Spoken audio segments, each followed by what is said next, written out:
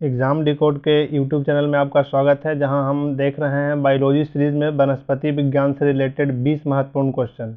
इससे पहले हमने 2 चैप्टर और किए हैं जिसमें 120 प्लस क्वेश्चन हमने आपको पढ़ाया है, तो आप उसको भी देख सकते हैं। आप किसी भी कंपटीशन की तैयारी कर रहे हो, आप बेसिक बायोलॉजी के जान लेने के बाद आपसे कोई भी बायोलॉजी का क्वेश्चन छूटेगा नहीं। ये हम आपको गारंटी देते हैं कि आपसे कोई भी क्वेश्चन छूटेगा नहीं अगर आप बेसिक बायोलॉजी को पढ़ लेते हैं, क्योंकि कंपटीशन के एग्ज़ाम में बेसिक बायोलॉजी पूछे जाते हैं। और यहाँ पर हम चैप्टर वाइज जितने भी क्वेश्चन हो रहे हैं हम यहाँ पर लेके आ रहे हैं। और अगर आप किसी बोर्ड की तैयारी कर रहे हैं या 12th क्लास में है या Bihar board, Jharkhand board, Uttar Pradesh board, तब भी आप इसको फॉलो कर सकते हैं, क्योंकि बायोलॉजी से रिलेटेड यहाँ पर सारे महत्वपूर्ण क्वेश्चन चैप्टर वाइज आपको पढ़ाए जाएंगे। तो चलिए शुरू कर लेते हैं। आज का हमारा टॉपिक है पादप आकारिकी यानी प्लांट मॉर्फोलॉजी से लेके 20 महत्वपूर्ण क्वेश्चन हम आपको बताने जा रहे हैं। ये हमारा चैप्टर 3 है और लेक्चर ये हमारा 1 है। चैप्टर 3 का लेक्चर 1, तो चलिए शुरू कर लेते हैं। सबसे पहला हमारा क्वेश्चन है, मूलांकुर रेडिसेल के अतिरिक्त पौधे के किसी भी भाग में विकसित होने वाली जड़ें कहलाती है। रेडिकल के अतिरिक्त पौधे के किसी भी भाग में विकसित होने वाली जड़ी क्या कहलाती है? इसका उत्तर सही हो जाएगा बी। इसका सही उत्तर हो जाएगा बी, उपस्थानिका मूल। इसको कहा जाता है अपस्थानिका मूल, अपस्थानिका मूल कहा जाता है। अपस्थानिका मूल कहा जाता है, जो रेडिकल के अतिरिक्त पौधे में किसी के भाग में विकसित होती है। अगला हमारा क्वेश्चन है, मूलांकुर रेडिसेल से विकसित होने वाली जड़ें क्या कहलाती है? रेडिसेल से विकसित होने वाली जड़ें जो है वो कहलाती है मूसला जड़ें। यहाँ पर हमारा सही उत्तर हो जाएगा बी, मूसला जड़ें उसे कहा जाता है। अगला हमारा क्वेश्चन है, श्वसन मूल मिलती है। श्वसन मूल इनमें से किस में मिलती है? पान में, चेस्टनट में, जूसिया में या मक्का में? हमारा सही यहाँ पर उत्तर हो जाएगा सी, चूसिया में जो है वो श्वसन मूल मिलती है। अगला हमारा क्वेश्चन है, डहेलिया की जड़ें होती है। डहेलिया की जड़ें क्या होती है? कंदील तथा पुलकित, कुंभी रूपी, स्वांगीकारी या रेशेदार? इसका हमारा सही उत्तर हो जाएगा ए, डहेलिया की जो जड़ें होती है वो कंदील तथा पुलकित होती है। अगला हमारा क्वेश्चन है, उपरिरोही मूल मिलती है। उपरिरोही मूल जो मिलते हैं वो मिलती है, इसका सही उत्तर हो जाएगा हमारा सी, उपरिरोही मूल जो मिलते हैं वो ऑर्किड्स में मिलती है। इसका सही उत्तर हो जाएगा सी, ऑर्किड्स में उपरिरोही मूल मिलती है। अगला हमारा क्वेश्चन है, न्यूमेटोफोर्स श्वसन मूल प्रायः मिलती है। इनमें से किसमें न्यूमेटोफोर्स यानी श्वसन मूल मिलती है? यहाँ पर हमारा सही उत्तर हो जाएगा सी। यहाँ पर हमारा सही उत्तर हो जाएगा सी, मैनग्रोव पादपों में जो है वो न्यूमेटोफोर्स मिलती है। अगला हमारा क्वेश्चन है, ऑर्किड्स में बिलामेल जड़ें होती है। ऑर्किड्स में बिलामेल जड़ें होती है, जिसका सही उत्तर होगा नमी अवशोषित करने के लिए। आंसर यहाँ पर हो जाएगा सी। यहाँ पे देखिए एक प्लांट है जिसका जड़ें इस प्रकार से होती है।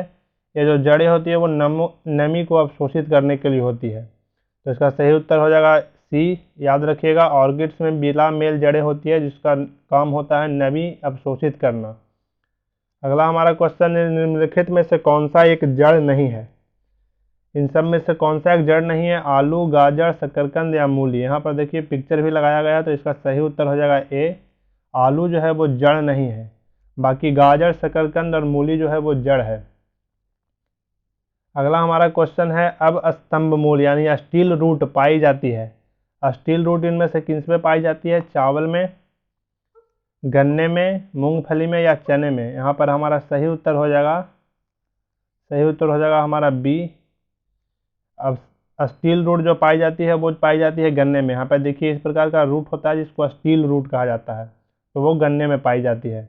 अगला हमारा क्वेश्चन है, स्तंभ मूल यानी प्रॉप रूट होती है। प्रॉप रूट क्या होती है? मूसला जड़ें, पुलकित जड़ें, शाखान्वित जड़ें या उपस्थानिक जड़ें? इसका हमारा सही उत्तर हो जाएगा डी, अपस्थानिक जड़ें। सही उत्तर हो जाएगा यहाँ पे डी, अपस्थानिक जड़ें। अपस्थानिक जड़ें, प्रॉप रूट जो होती है वो अपस्थानिक जड़ें होती है। यहाँ पे देखिए ये अपस्थानिक जड़ें हैं। अगला हमारा क्वेश्चन है, जड़ें विकसित होती है, जड़ें इसमें से किसमें विकसित होती है? परांकुर से, मूलांकुर से, तने से या पत्ती से? यहाँ पर इसका सही उत्तर हो जाएगा, सही उत्तर जो यहाँ पर हो जाएगा इसका वो हो जाएगा बी, मूलांकुर से जो है जड़ें विकसित होती है। याद रखिएगा, मूलांकुर से जड़ें विकसित होती है। अगला हमारा क्वेश्चन है, गाजर है एक जड़, तना, पुष्प या पुष्पक्रम? गाजर क्या है? तो इसका सही उत्तर हो जाएगा ए, गाजर जो है वो जड़ है और इसी जड़ को हम लोग खाते हैं, गाजर के जड़ को हम लोग कंज्यूम करते हैं। अगला हमारा क्वेश्चन है, जड़ के किस भाग में सर्वाधिक वृद्धि होती है?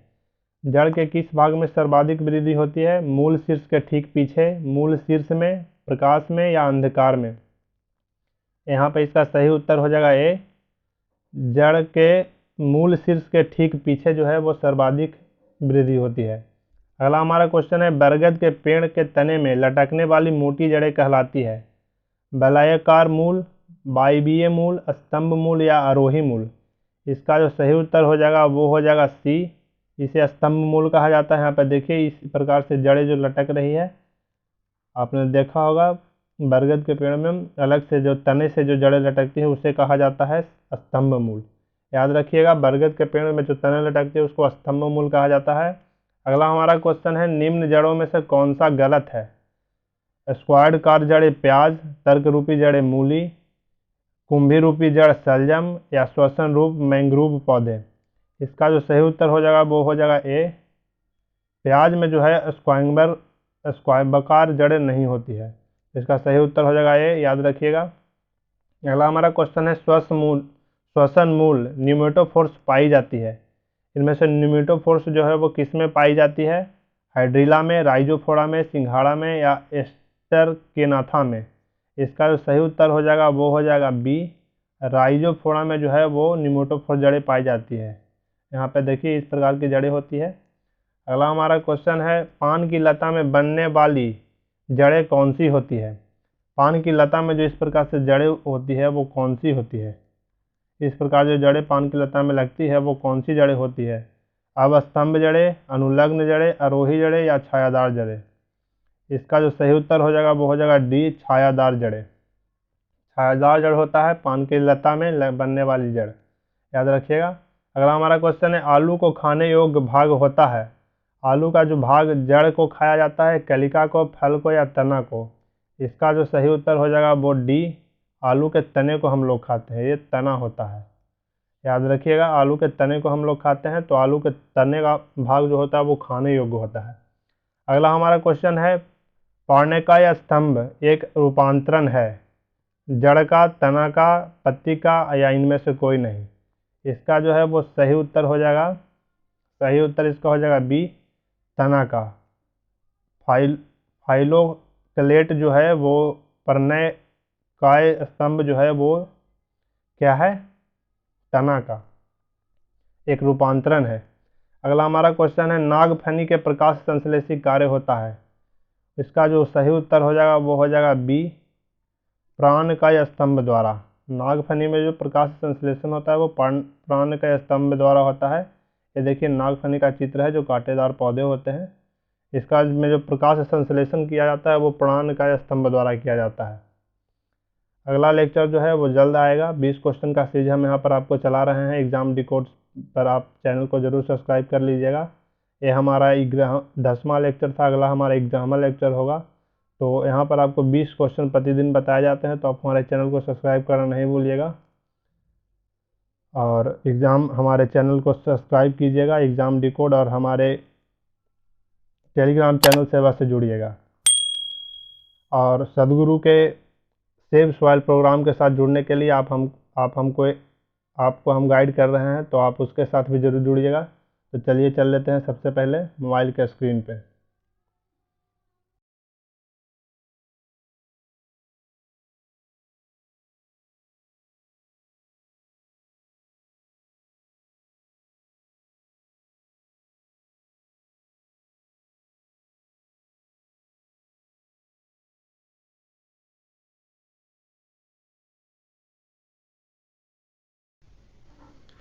लिंक पे क्लिक करने के बाद यहाँ पर सदगुरु का बनाया हुआ कॉन्स्क्यूनियस प्लेनेट.org वेबसाइट खुल के आ जाएगा। उसके बाद इस 3 डॉट पर क्लिक करेंगे। 3 डॉट पर क्लिक करने के बाद यहाँ पर देखिए आप सबसे पहले जिस भी देश में रह रहे हो उस देश का अपना लैंग्वेज है, आप अपना लैंग्वेज सिलेक्ट कर सकते हैं। तो चलिए यहाँ पर हिंदी कर लेते हैं हम। हिंदी सिलेक्ट करने के बाद थोड़ा देर लगेगा ये खुलने में। देखिए हिंदी खुल के कुछ देर में आ जाएगा। देखिए ये सब हिंदी हो गया। हिंदी होने के बाद आप यहाँ पर पूरी जानकारी सदगुरु के मिट्टी बचाओ कार्यक्रम से ले सकते हैं। यह सिर्फ सदगुरु का कार्यक्रम नहीं है, ये पूरे विश्व का कार्यक्रम है। तो इसके साथ आप ज़रूर जुड़िए, क्योंकि ये अभियान सिर्फ सदगुरु का नहीं है, मिट्टी बचाने का अभियान पूरे मनुष्य प्रजाति का है, क्योंकि इन्हीं को अपने धरती को बचाना होगा। तो इसके लिए आप यहाँ पर पूरी डिटेल पढ़ सकते हैं क्या क्या होने वाला है। भोजन संकट, पानी की कमी और पूरी एविडेंस बेस्ड बातें की गई है, जिसमें साइंटिस्ट और कई सारे बड़े लोगों का योगदान इसमें शामिल है। तो आप भी इसमें शामिल होइए। यहाँ पे सबसे पहले नीचे आइएगा, आप कार्यक्रम देख सकते हैं सदगुरु का अगला कार्यक्रम कहाँ है। नीचे आने के बाद यहाँ पर देख सकते हैं आप कौन कौन इनका सहायक संगठन है। इसके बाद आप सबसे नीचे आएंगे। नीचे आने के बाद यहाँ पर अभी कदम उठाए पर क्लिक करेंगे। अभी कदम उठाने के बाद यहाँ पर देखिए सेव सॉइल का एक डॉक्यूमेंट्री है, आप इसको देख सकते हैं, जिसमें बहुत अच्छे तरीके से एक्सप्लेन किया गया है कि आगे 2045 तक क्या होने वाला है, कितने प्रतिशत तक फूड का प्रोडक्शन जो है वो कम होने वाला है। पूरी डिटेल इस डॉक्यूमेंट्री में बताया गया है। मिट्टी प्रति सेकंड या प्रति मिनट कितने एकड़ ज़मीन जो है वो रेत बन रही है, ये सब सारी जानकारी इस डॉक्यूमेंट्री में बताई गई है। तो आप इस डॉक्यूमेंट्री को देख सकते हैं। और यहाँ पर अगर आप पत्र भेजना चाहें तो आप पत्र भी भेज सकते हैं। पत्र भेजे पर क्लिक कीजिए, एक पत्र लिखें, अपनी आवाज़ उठाएं, आने वाली पीढ़ियों के लिए मिट्टी को बचाएं। यहाँ पर देखिए पूरी डिटेल दी गई है। जिस भी कंट्री में हो आप अपना कंट्री और नेम डाल के जिस पत्र का सुझाव देगा उसे कॉपी करके आप पत्र भेज सकते हैं इस ईमेल आईडी पर। तो हमने भारत के एग्रीकल्चर मिनिस्टर श्री नरेंद्र सिंह तोमर को एक पत्र भेजा है, तो आप भी इस पर जाकर पत्र भेज सकते हैं। पत्र भेजने के अलावा आप सबसे नीचे जब आएंगे तो यहाँ पर आपको मिलेगा सहयोग। पूरी दुनिया में हो रही मिट्टी के विनाश के बारे में जागरूकता लाने के लिए जीवन के सभी क्षेत्रों से जुड़े लोगों को एकजुट होकर बोलना होगा। यहाँ पर देखिए व्यक्ति, छात्र, शिक्षक, कॉरपोरेट, मीडिया। तो आप छात्र शिक्षक अगर हैं तो आप यहाँ पर क्लिक करेंगे। क्लिक करने के बाद यहाँ पर देखिए राष्ट्रपति को पत्र लिखें 5 से 18 वर्ष की उम्र के, और खुद को जानकारी दें, एक छोटी सी फिल्म देखें और एक मज़ेदार प्रश्न उत्तर क्विज में हिस्सा लें। यहाँ पर देखिए अगर आप पूरी डिटेल कर लेते हैं तो आपको एक प्रमाण पत्र भी दे सकता है। तो यहाँ पर आप क्लिक करेंगे, अभी शुरू करें। अभी शुरू करने के बाद यहाँ पर आपको पूरी डिटेल आ जाएगी। उम्र अगर आपका 13 वर्ष है तो 13 वर्ष से ज़्यादा है तो, और यहाँ पर आपको देखिए हम पहले से लॉगिन है तो हमारा यहाँ पर नाम आ रहा है, लेकिन अगर आप लॉगिन नहीं रहेंगे तो आपको यहाँ पर डिटेल भरना होगा। जो आप अपना डिटेल भरेंगे उसके बाद आपको मिट्टी के बारे में जाने जो एक डॉक्यूमेंट्री बनाएगा उसको आप देखेंगे। उसके बाद एक क्यूज दिया जाएगा आपको, उसी डॉक्यूमेंट्री से आपको क्वेश्चन आएगा, आप उस क्वेश्चन को देंगे जिसमें आपको 60% स्कोर लाना अनिवार्य है। यहाँ पर देखिए मेरा 68% है। तो यहाँ पर उसके बाद आप समर्थन देने के लिए संकल्प अपना एक वेबसाइट बनाएंगे, अपना संकल्प देखेंगे, और इसके बाद आप जुड़ जाएंगे। और जुड़ने के बाद अगर आप इस पूरे तीनों सीरीज को अगर आप कंप्लीट करते हैं तो आपको एक सर्टिफिकेट दिया जाएगा, जिसका सैंपल कुछ इस प्रकार से होगा। सैंपल खोलने में देरी हो रही है, सॉरी। तो इस तरह से आप सदगुरु के कार्यक्रम से जुड़ सकते हैं। तो हमारा सुझाव है कि आप सदगुरु के इस कार्यक्रम से ज़रूर जुड़े। और देखिए यहाँ पर सैंपल खुल के आएगा, स्टूडेंट ऑफ सॉल्व वॉलंटियर इस प्रकार का आपको एक सर्टिफिकेट दिया जाएगा। आप अपने किसी भी सोशल मीडिया हैंडल से शेयर कर सकते हैं। और मिट्टी बचाने के लिए आप भी एक कदम बढ़ाएं और लोगों को अवेयर करें, क्योंकि